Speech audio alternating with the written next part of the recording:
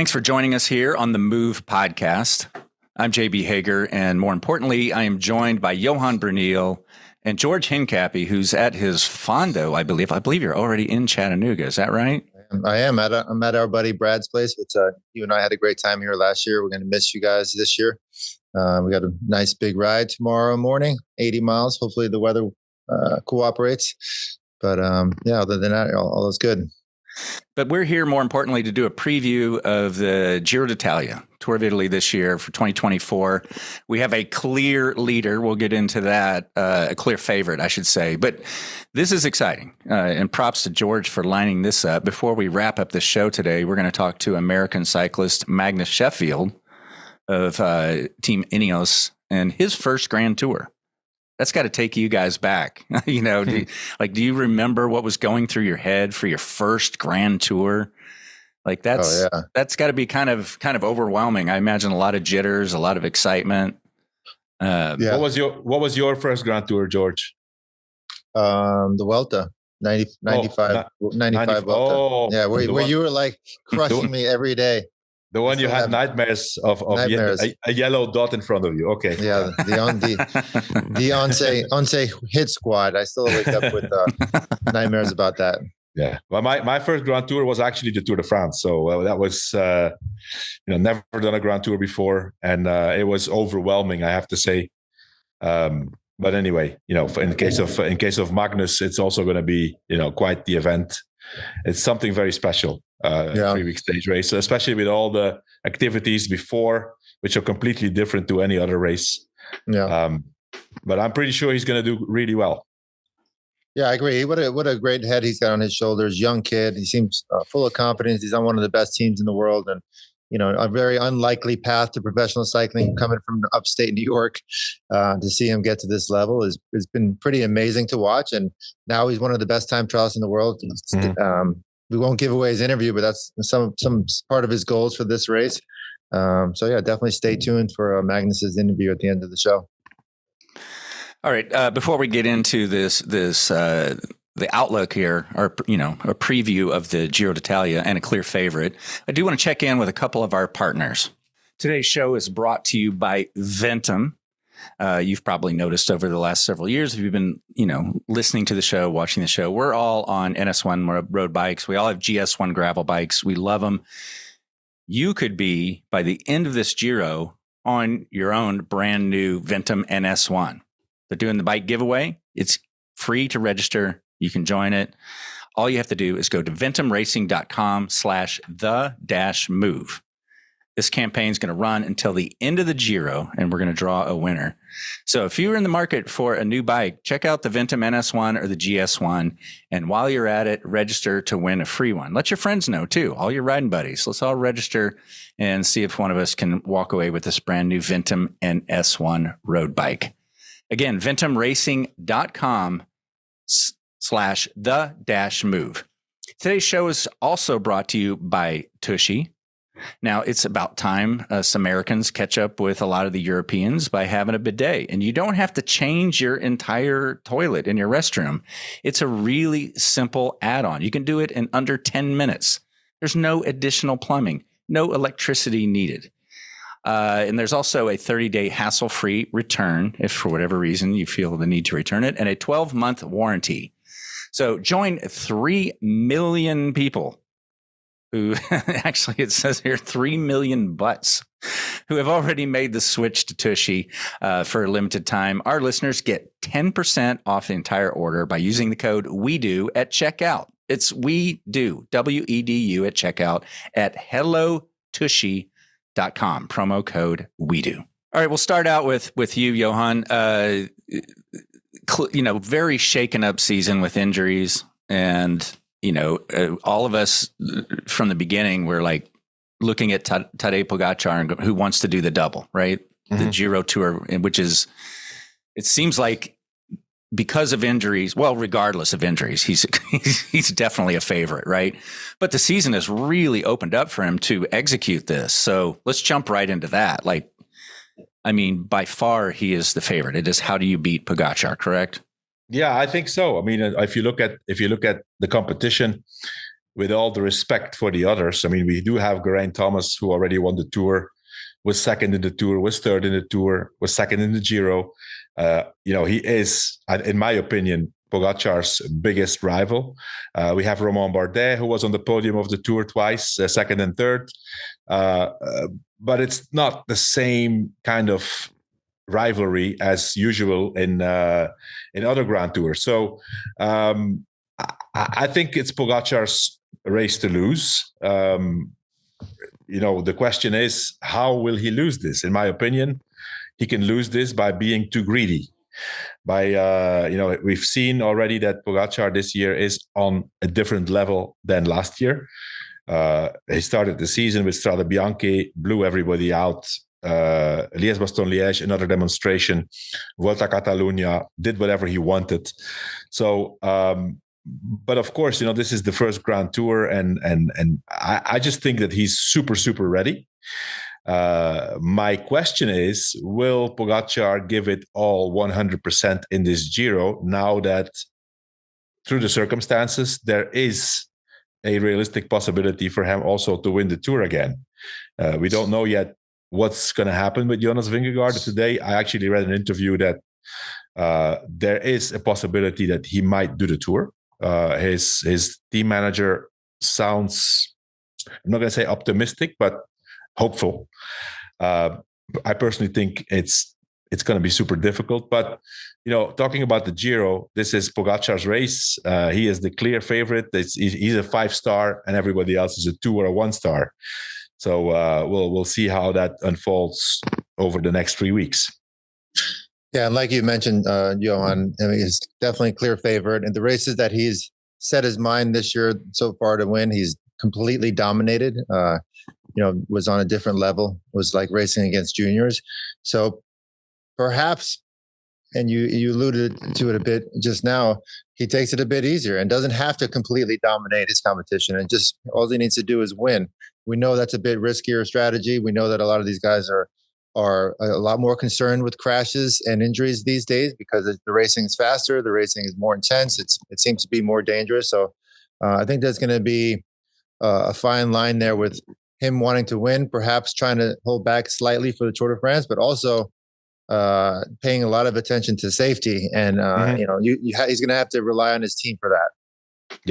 Yeah, and we all know, the Giro is, being the first Grand Tour, it is a nervous race, especially also this year. If you look at the field, there's a lot of sprinters this year, George. I mean, I made a little list here, we have Tim Merlier, Olaf Kooi, Caden Groves, Fernando Gaviria, Fabio Jacobsen, Molano, Girmay, Lamperti, Dainese, Caleb Ewan, Phil Bauhaus.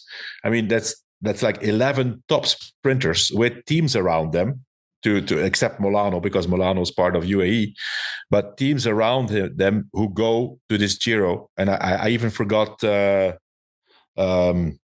Italian guy from Trek, the tall guy. What's his name? Milan. Jonathan Milan. Yeah. Not to forget. But so these teams go to those races with the goal of protecting their sprinter. We all know what kind of nervousness that brings. So I think the challenge in the first half of the race will be for Pogacar how to stay out of trouble. I really hope for him that if he ends up taking the jersey in one of the early stages, that he doesn't want to defend it. I don't think at this point that there's anything to be won by leading from start to finish. It's nice, but listen, it doesn't really matter. That was one of my next questions for you, because, okay, even if Pogacar's on this extreme level, the team, defending the jersey for 3 weeks, and how many of them are also doing the double? Like, what fatigue could this be on UAE? In a weird way, Pogacar needs to protect his team, right? Exactly. So it's usually the opposite. You do anything to protect them, but he can't wear them out. Yeah, that's a great point, JB. But going back to the sprints, I mean, there's a big difference these days in the sprints, the way they happen. And it's always funny. Cab and I will discuss, like, when I was leading out Cab on ACC, we had a dominant lead out train. Like, we would have 5 guys 3 to 4K to go all together, and nobody could really go near us. Now, pretty much each of these guys that Johan just listed out, they can all do that. So what do we see? We see teams, 4 or 5 teams across the road going 60, 70K an hour. It makes it more dangerous, more stressful. There isn't a dominant lead out train anymore. It's just who's a good on that particular day. So it just makes it a lot more intense, which is going to make it dangerous for guys like Pogacar and the GC guys to stay up there, because they got to worry about the field splitting, the crashes, all that stuff. It's even though he's the clear favorite, there's still the elements of the road and the peloton that could get in his way. Yeah. Well, let's talk a little bit about the course, George. So it starts in Turin, finishes in Rome, not in Milan.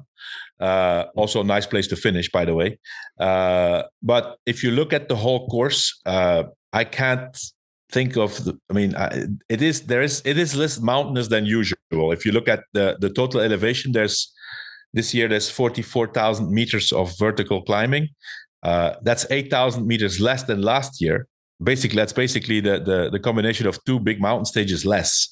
Yeah. And on the contrary, there are 2 individual time trials totaling 70 kilometers, one on stage 7 of 40 kilometers and one on stage 14 of 30 kilometers, which is kind of unusual in modern cycling to have 70 kilometers of individual time trialing. So what do you think of the course? Does it favor? I guess nowadays anything that has a little bit of mountains and time trial favors Pogacar. But do you think it could open the race, the fact that it's less mountainous than usual? I think it's a grand tour. It's going to be hard anyway, regardless of the meters climbed. It's going to perhaps be more opportunities for breakaways. We're seeing a lot more breakaways making it. Like if you can stay on and watch Magnus's interview, a lot of these mountain breakaway stages, the breakaways actually making it. It's a lot of strong guys that know how to work together well. They know how to gauge their effort. They don't put it all in on the first climb. They're always thinking of ways to make it to the finish, and lots of times they end up fooling the peloton and making it to the end, which I personally think makes the racing a lot more exciting. But if Pogacar is clearly in the lead and he has a team like UAE behind it, they're good. They know what to do. They know how to protect these leads, and it'll be stages for the opportunists that maybe aren't close to the overall, but they will be able to get a win in the Giro D'Italia, which in itself is a very important victory for anybody. Mm-hmm. But I like the course. It's a bunch of sprint stages. I think, 6 or 7 mountaintop finishes. It's a lot of excitement there. It starts hard already. We have a hard climb in Turin in the first stage, so we're going to see the top guns going at it. It's not going to be an easy stage by any means. So it'll be excitement from the start. To me, it looks like the stage is designed for Pogacar to take the lead early. The stage 2, it's finish on this climb Santuario de Europa, and for people who have watched cycling for a long time, this is the stage where Pantani won in 1999. It was already stage 15, but he blew the whole field apart. It's a very famous stage. If you want to go look it up on YouTube, he's in the lead. He punctures or has a mechanical problem at the bottom of the climb, is 40 seconds behind, comes back, passes everybody, and wins by 40, 50 seconds. So that's already a hard climb. Normally, under normal circumstances, Pogacar should already put his stamp on the race there. And then it's just a question of, me, for example, as an ex-director, and you, George, as an ex-gregario domestique, I think we both will agree that to say, Pogacar, please give the jersey away to someone else. The question is he manageable, right? Is he going to be able to do it? What do you think? We haven't seen him. In fact, we spoke to Mauro Gianetti before Flanders last year, and he mentioned any race he enters, he wants to win. And that's been a hard part of controlling him, is he wants to win every race. Last season, we saw him winning from the first race of the year to the end. And I think it's hard to control him. He's a year older, a bit more experienced. Now, probably, arguably a lot more on the line. He could win the Giro and the Tour if he can serve. So I think if logic takes over and he's looking at the big picture, he would definitely want another team leading early on. And, give his team a break and take the pressure off of him. Today's show is also brought to you by Caldera Labs. It's funny because if you go back a few years on this show, none of us, not me, Lance, George, anybody, put any sort of skincare, any product on our faces whatsoever. We just weren't taking care of ourselves. Not to mention, especially Lance and George, all that time in their sun, in the wind, their entire careers, right? Now, since we've partnered with Caldera Labs, we're all addicted to it. Like if you leave your any of your product laying around when we're recording, it gets snagged. We're all grabbing it. We're all addicted to it. It even feels weird to leave the house without putting some Caldera Lab product on my face. You just get used to it, and it's improved my skin. My wife has noticed. I've gotten some compliments. It has definitely helped. You can look more youthful, more energized, more healthy. I've stopped noticing a lot of the lines that I used to have, and people are commenting. It's making a difference. So get 20% off with the code WEDO at Caldera Lab. I'm going to help you out with that one. CALDERALAB, calderalab.com, and use the code WEDO, WEDU, for 20% off. Also today's show brought to you by Helix Sleep. We've been sleeping, my wife and I have been sleeping on a Helix mattress for several years now, and it has really improved the sleep. And then when I notice it the most now, and I kind of dread it, is when I'm traveling and I'm staying in a hotel bed with whatever mattress they have, and I'm like, I don't sleep as well. It makes that big of a difference. Prior to owning my Helix sleep mattress, we went and we bought what was supposed to be the best and the greatest out there. When we went into a mattress store, didn't compare. All right. Helix, we did the online test of how we sleep, what we want, took the test. They sent it to us. It's been great. It's been absolutely great. So if you're not getting the sleep you deserve, you should definitely check it out. Make a switch on that mattress. If it's been too long, you should definitely do it. And Helix is offering up to 30% off on all mattress orders and 2 free pillows for our listeners. So go to helixsleep.com/themove. One word, the move. That's helixsleep.com/themove. That is their best offer yet, and it won't last long. With Helix, better sleep starts now. I did notice the continuing trend of the average stage length is 158K. It keeps getting a little bit shorter, and that's just to amplify things. Is that not true? Over the years, it just keeps getting a little bit shorter in general on average. I think it's good. We don't want stages of more than 200 kilometers, which are boring for 2 or 3 hours. And it just contributes to, the aggressiveness of the race. And the Giro was famous for having multiple stages of 200 plus kilometers. So I'm happy to see that they're trying to get away from this a little bit. It's only going to enhance the viewer's experience, in my opinion.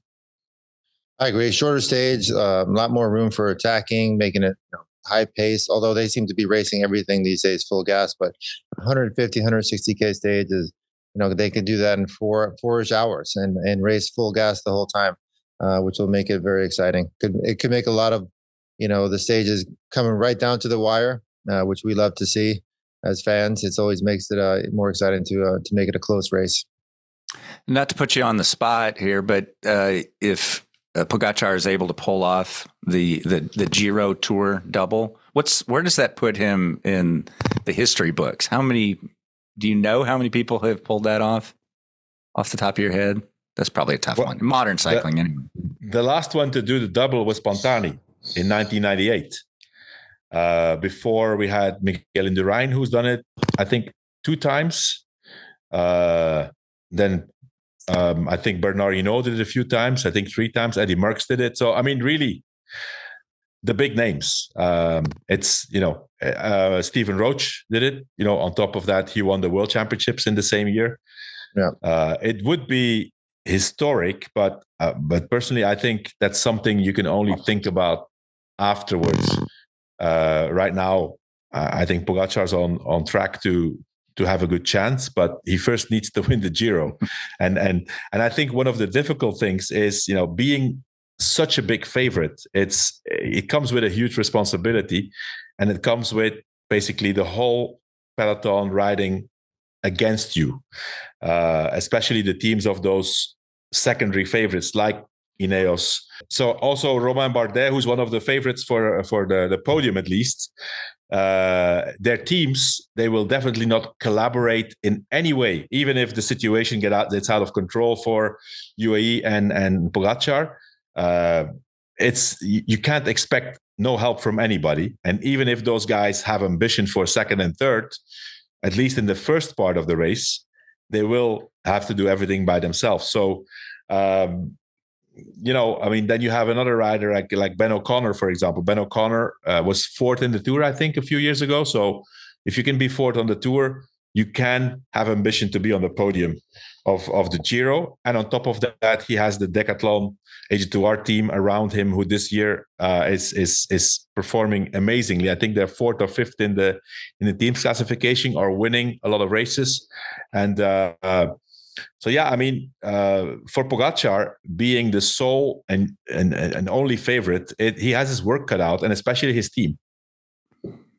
All right. Yeah, and we'll see these, like you said, Johan, at first, they're not going to be helping at all. But then as the race progresses, 10 days in, 12 days in, we're going to start seeing different races within the races for second, races for third, races for the mountain jersey, young rider. So then teams start collaborating for different interests, which we always see in Grand Tours.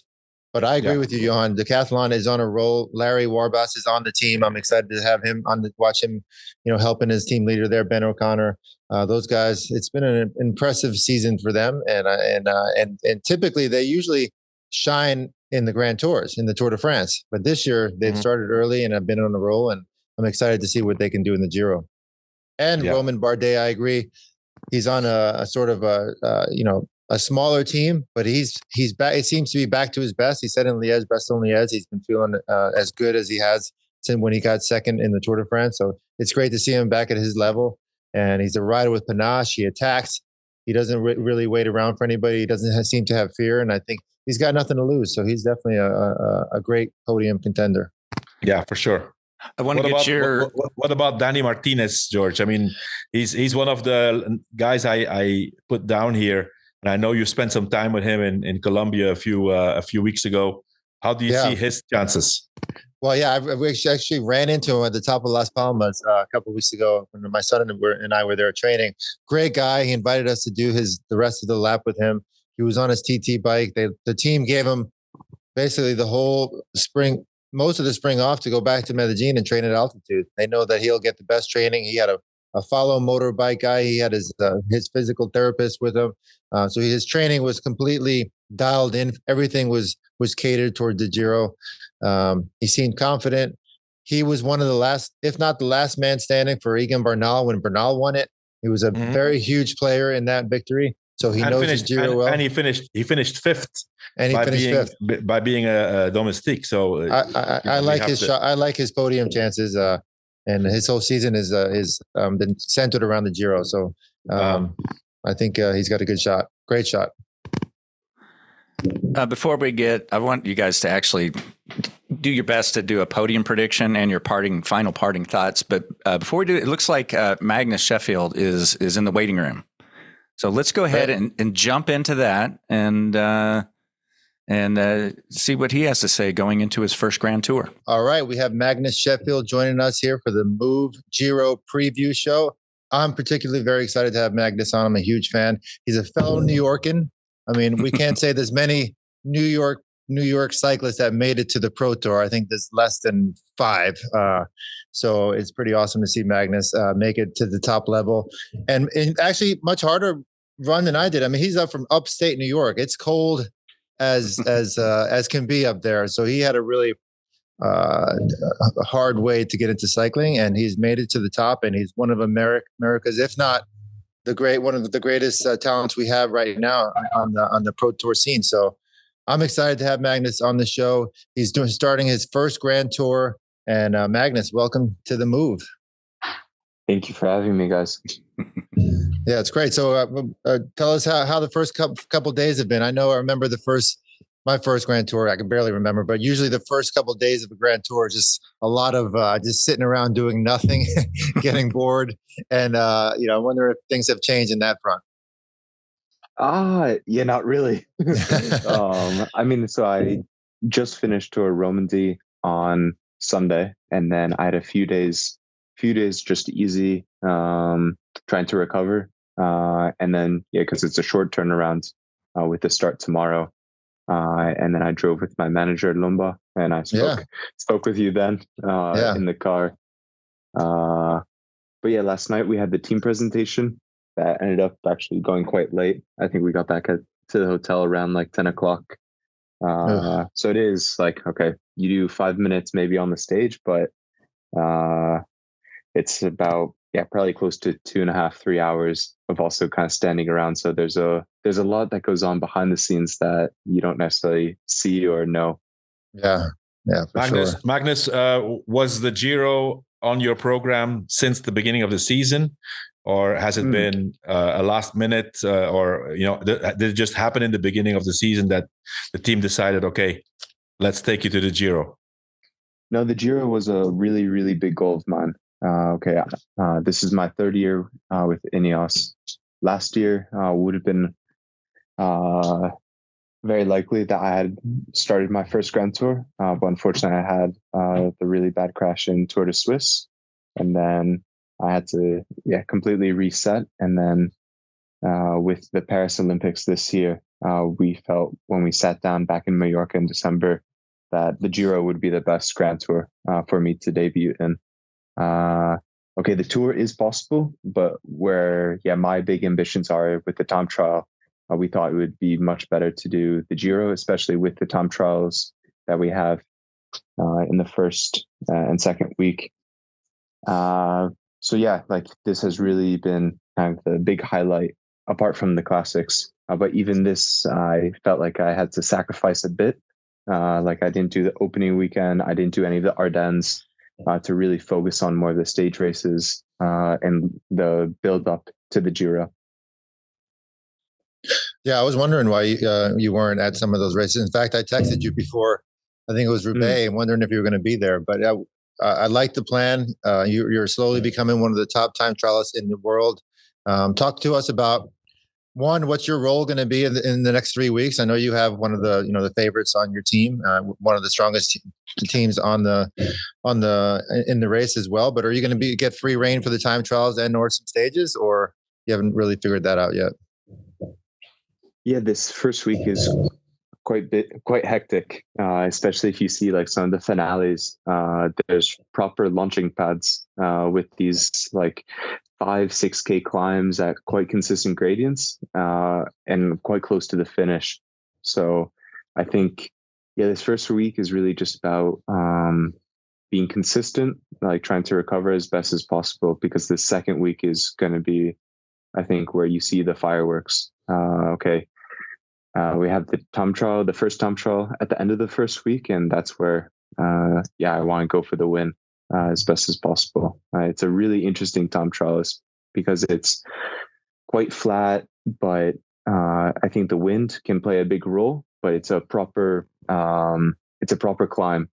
This last bit, I went and did the recon in January, and then of course we also have the Strade Bianche stage the day before. So this is also really hard. And then even if you look after the time trial, the next stage, it's an uphill start. And I think, it depends on who has the jersey, but I think, and what we've discussed in the team, like we need to be ready for anything because all hell could break loose, especially in the Giro. But I think the team, it is my first Grand Tour, so it's important to manage these expectations, but also I think the team will also help support me in trying to go for a stage as well as going all in for these time trials. Can you speak much on Geraint Thomas's form going into this Giro? I think we're all anticipating a good Giro with him. Yeah, I think she's looking lean as ever. He's looking good. His last race was Alps. The last race that I did with him, I think, was either Tirreno. Yeah, probably Tirreno. No, he didn't do Tirreno. It was Strade Bianche. I did Algarve earlier in the year. But yeah, the last time I saw him was in Strade. So, and even that was like good. We had a few members of the Giro team there racing together. But we haven't raced collectively. Like my roommate sitting beside me is Tobias, and I still haven't done a race with him. So that would be quite fun. But I think, yeah, G's looking strong. Okay, he's maybe not the outright favorite like Pogacar is, but I think, we really have to see how the second and third week are. But I think anything is possible in the Giro. Yeah, for sure. I mean, what I wanted to ask you, Magnus, is we all know that Pogacar is the number one favorite.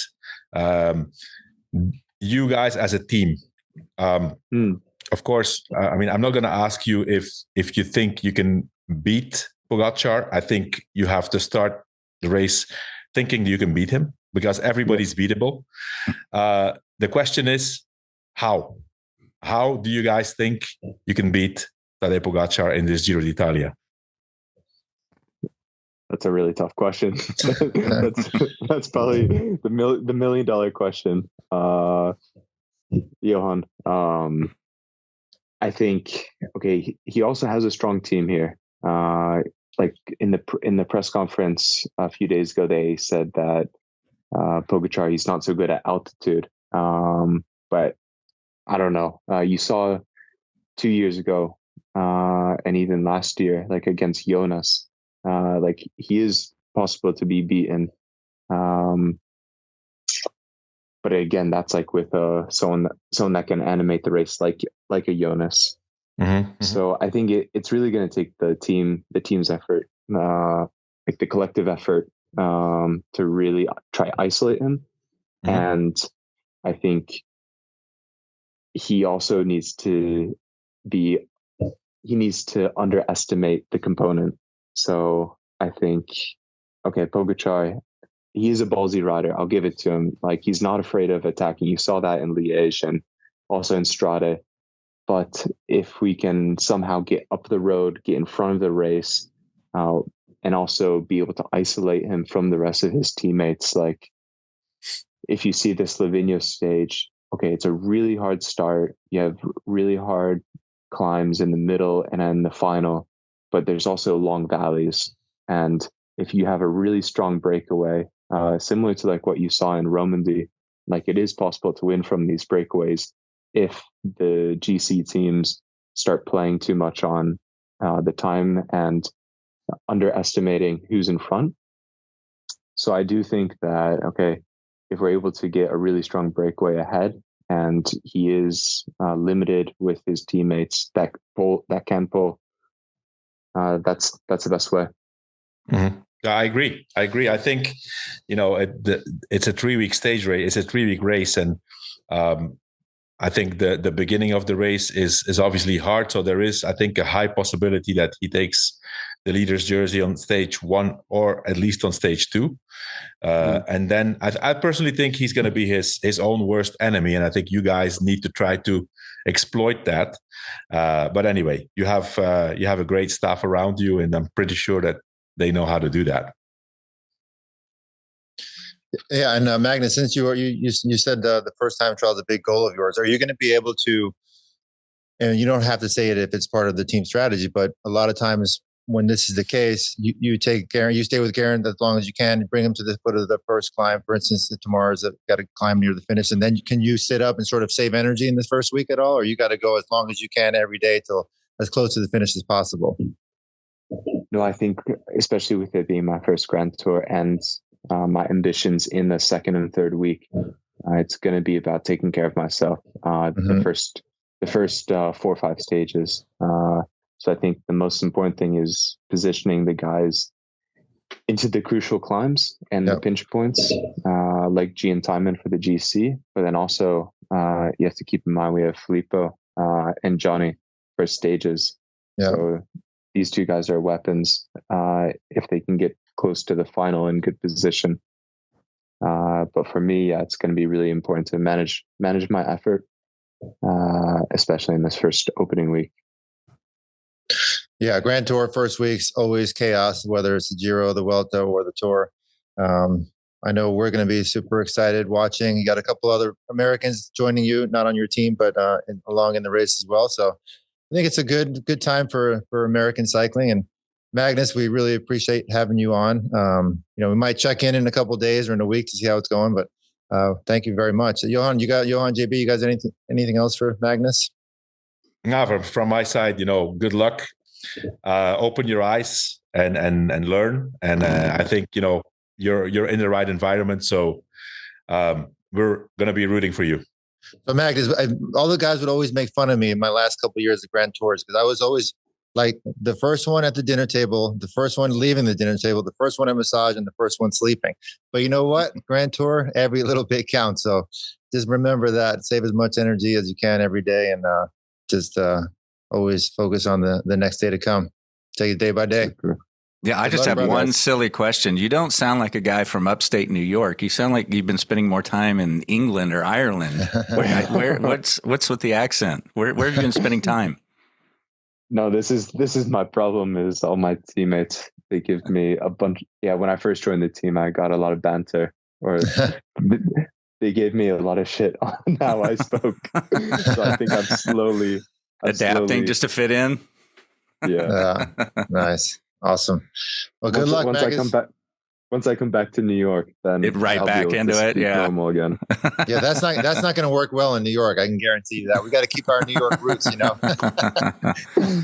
All right. Thank you, guys. All right, man. Thank you. Thank you very much. Good luck. Good night. Good luck.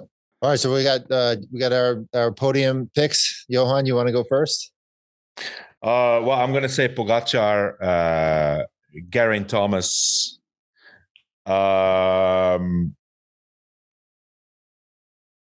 I'm going to say Dani Martinez also because of the time, because of the time trial, because Bardet is not a great time trialist. So Pogacar, Geraint Thomas, Dani Martinez. I like it. I'm pretty much the same. I'm going to go a little different. I'm going to go Pogacar, Dani Martinez, and Romain Bardet. No Geraint, huh? I love G. I love G, and he's got the experience, and I think he's going to be right there fighting for it. He's got a great team. It's a tough call leaving him out. I threw in Danny because I rode with him a month ago and I really like him. And now we spent some time together, and it's a tough one though. I think G can be up there as well. No, I think with this field, George, there is no way Geraint Thomas is not on the podium. I mean, he almost won it last year. Yeah, he only was beaten in the last time trial, and I think it was at least the same. Well, I mean, Pogacar's obviously the huge favorite, but and it's one of those circumstances where the age, G being 37 years old, could be a helpful thing. He's got the experience. He knows how to recover.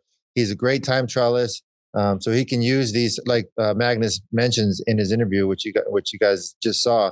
There's some really hard stages right before and right after the time trial, which will suit a rider like Geraint Thomas, who has got a lot of Grand Tours behind him, got a ton of experience.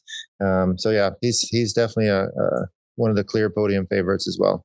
And he knows how to wait and be patient. I think that is super, super important in a Giro.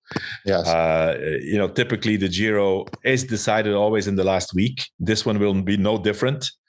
The hardest part is at the end, and that's when you have to be there. For the moment, we haven't seen anything in terms of results of Geraint Thomas that could, validate him being a podium favorite. But same was last year, and he was there. And a rider like Geraint, he's pretty much done everything you can do in the Tour, probably more than he ever imagined, more than he ever dreamed of. So he sets a goal like the Giro. Nothing else probably really matters to him as long as he's focused on his training and that he's going to be in the best form possible for his ultimate goal of the year. He doesn't need the results in the other races. He's been also there, done that. He's also doing the Tour this year, by the way, George. He does the double too. Wow. That's hard. That's epic. Well, I like your picks. I'm surprised neither of you put Ben O'Connor up there. But I'll throw it in. I'll throw that one in. I like it. That's not a bad pick. That's not a bad pick either. All right. Any other parting thoughts before we wrap up this? And we'll be back on each rest day. You know, 1 week recaps, and then the final after the. Great. We'll see you guys then. Okay. All right. Thanks. Thank you.